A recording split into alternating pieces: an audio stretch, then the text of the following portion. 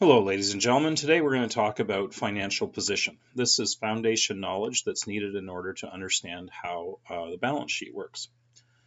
So, in layman's terms, or from our perspective, what we're really talking about is the stuff that we have in our lives versus how we paid for it.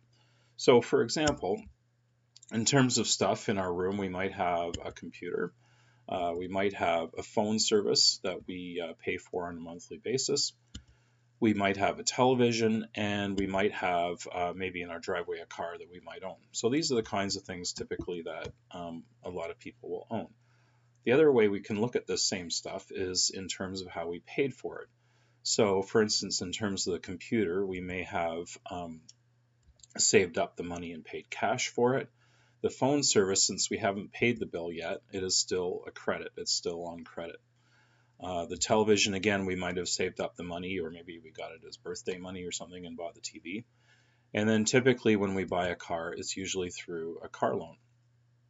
Now, if we were to add up the purchase prices of all the stuff that we had, it might come out to $20,000.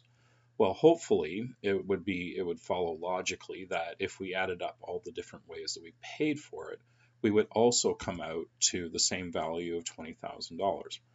After all, if you were to go out and spend $1,000 on a computer and go around telling people that you spent $800 on it or $1,200 on it, well, that would be wrong. It would be lying. So we don't do that in accounting.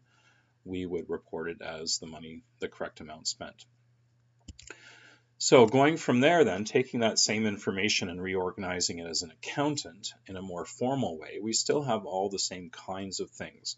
What we might see a little bit differently, though, is in terms of the titles. So in terms of stuff on credit, loans, stuff like that, we call that liabilities. Money of our own that we've spent, we would put into the owner's equity. So going through each item, the computer that we spent our own money in, that would go as an investment into our own life or equity. The phone service bill that we haven't paid yet is a liability. The TV that we purchased, again, would represent investment in our own goods and merchandise. And then the car, obviously, is a liability that we've taken out as a car loan. Again, the two sides are always going to be equal. So then the theory behind this, there's basically sort of three definitions that we would want to make sure that we are very, very clear about. First of all, an asset, anything that is owned or has a dollar value, or owned that and has a dollar value. Anything that can be bought, sold, traded, anything like that is an asset, and including some things that might surprise you. So for instance, if somebody owes you money, so that's something that you're expecting to recover in the future, you can actually sell that to a collection agency and they will pursue it instead of having you to do it.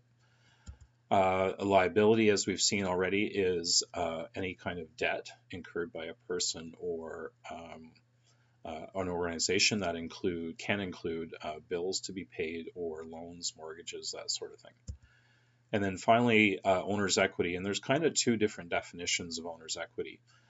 From one perspective, it's what they call the residual or leftover value or amount of money that's left when we sell all the assets and pay the debts or liabilities of a business.